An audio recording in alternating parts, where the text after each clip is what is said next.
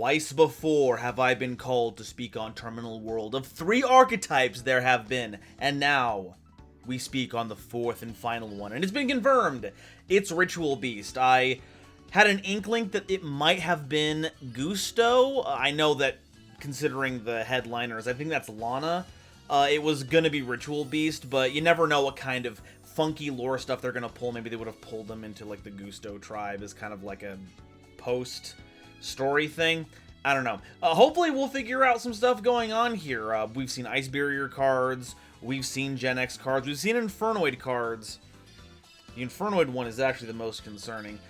We've seen all of them, and we still don't know anything about how this affects the actual storyline. So hopefully Ritual Beasts will tie all of this together, shine the light on new Ritual Beast support from Terminal World. Shiwen mentioned. Oh, I'm sure that's going to be great.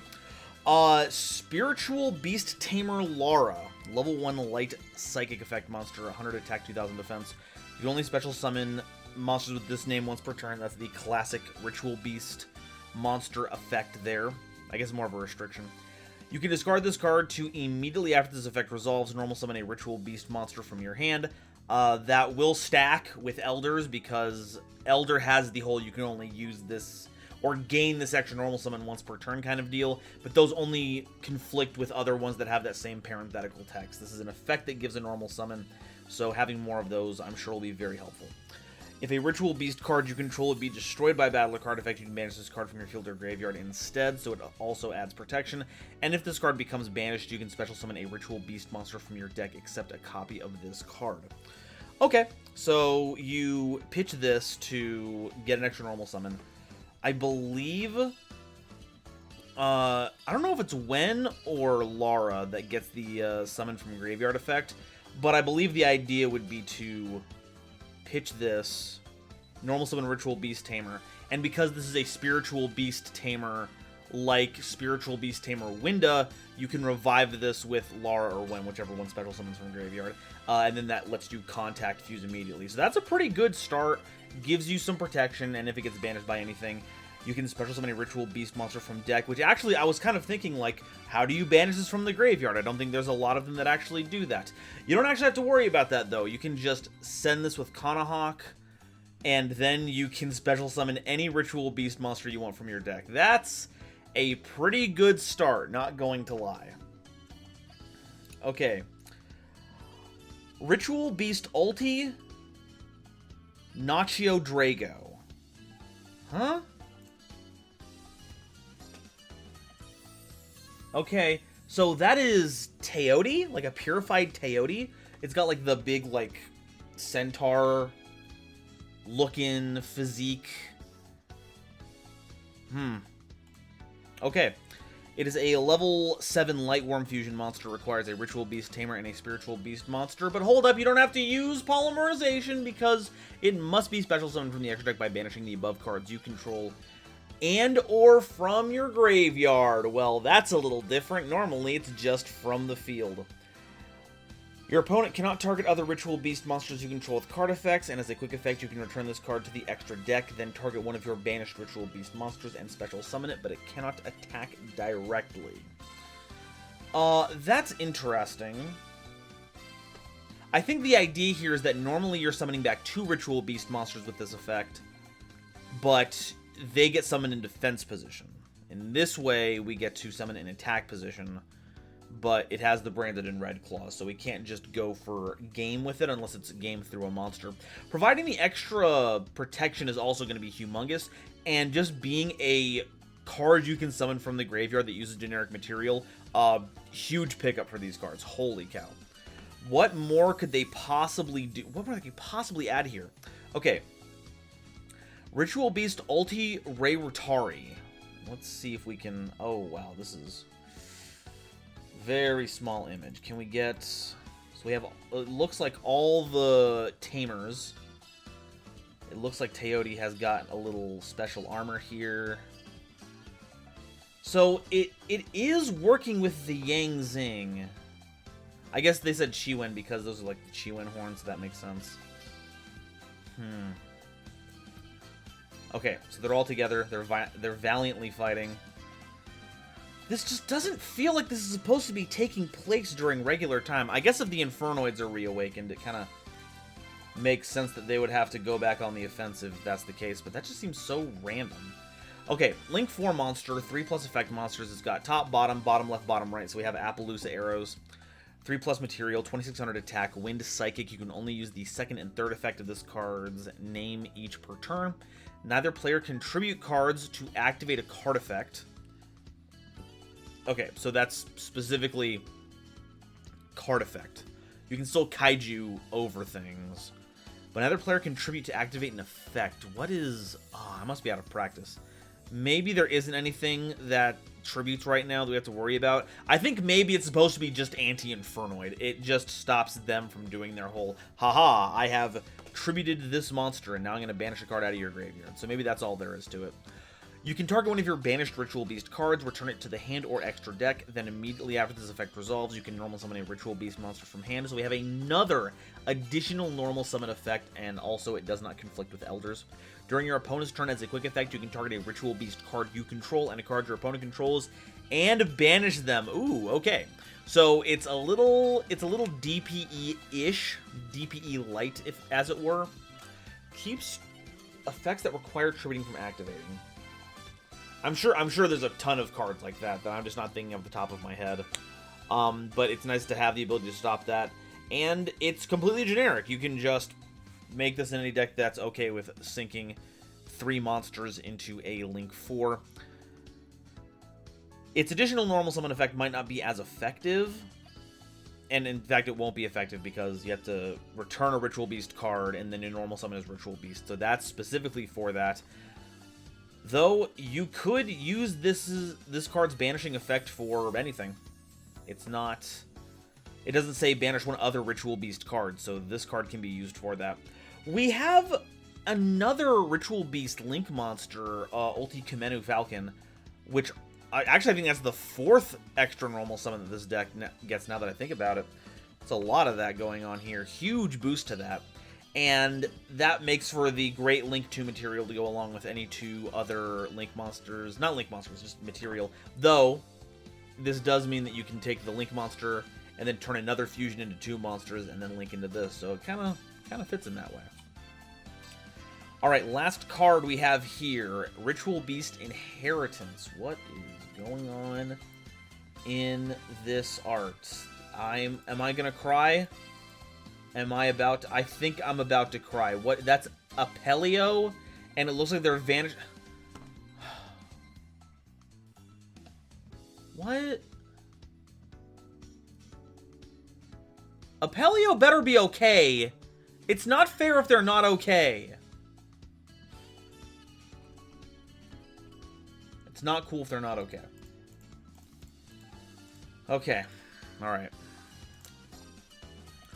You can only use the second and third effect of this card's name each once per turn. Monsters your opponent controls lose 200 attack for each different type among Ritual Beast monsters you control. Generally, those are the Gem Knight types. There's Thunder, Aqua, and Pyro. I believe there's a number of other ones. Like, we have Psychic. Our Ritual Beast monsters are Psychics as well, I believe. Maybe Spellcaster. Either or. So we can get a pretty nifty deduction on our opponent. So that's something. 2, you can reveal a Ritual Beast monster in your hand, add a Ritual Beast monster with a different type from your deck to your hand, then discard a card.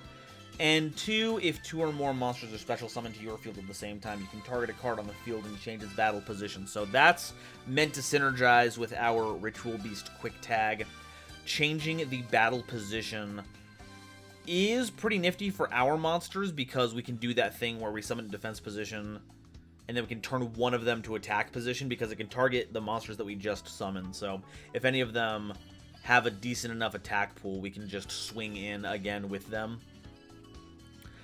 And it lets you essentially cycle for a card. You prove they have a Ritual Beast monster, add a different Ritual Beast, and then discard any card. It does not have to be the card you discarded. You just have to reveal that to check against what you're searching.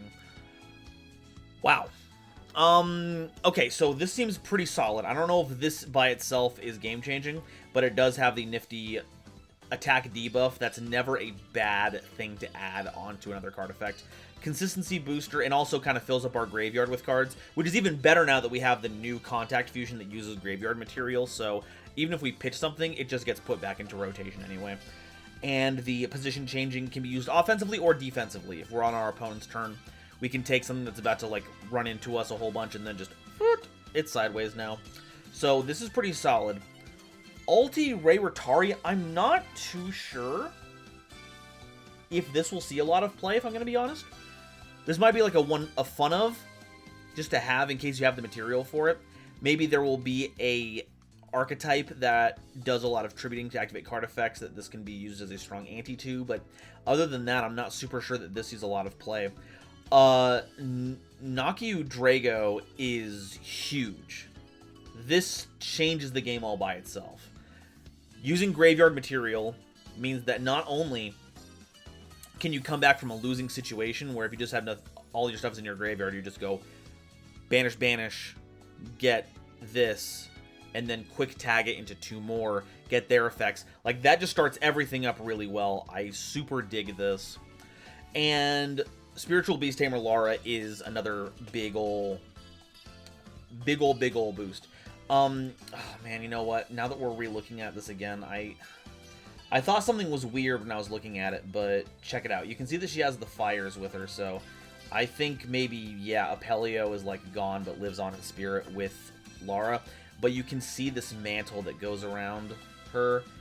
This looks like the Evil Swarm mantle that Leo had whenever he was given powers by the good Evil Swarm, the one that used to be Constellar. Sombre. That's the actual Constellar one. You know who I'm talking about. That's the one that it had after Leo got charged with running the Sacred Tree, and that would have gone over to Guy Apelio, because I guess that's what that whole thing was about. Guy Apelio looks like Leo guarding the Sacred Tree because they used whatever Ritual Beast Tamer connections to forge that between the 3 of them, and now I guess they're gone and had to give up their life spirit to fend off the final push of the Infernoids Antiera. That's sad, but the cards are really, really good. I think this is... So now that we've gotten all 4 of these done, who are the biggest winners out of all of this one? Clearly, Gen X is the biggest winner. Like, between where they were and where they are now, a single Link monster like the new repaired Gen X Ally Controller is easily the biggest winner out of all of this one.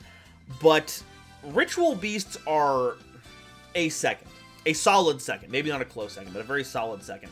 The Ice Barrier stuff is cool and probably makes it playable. There's some pretty good stuff in there, and the Infernoid stuff is nice, but this is heinously good.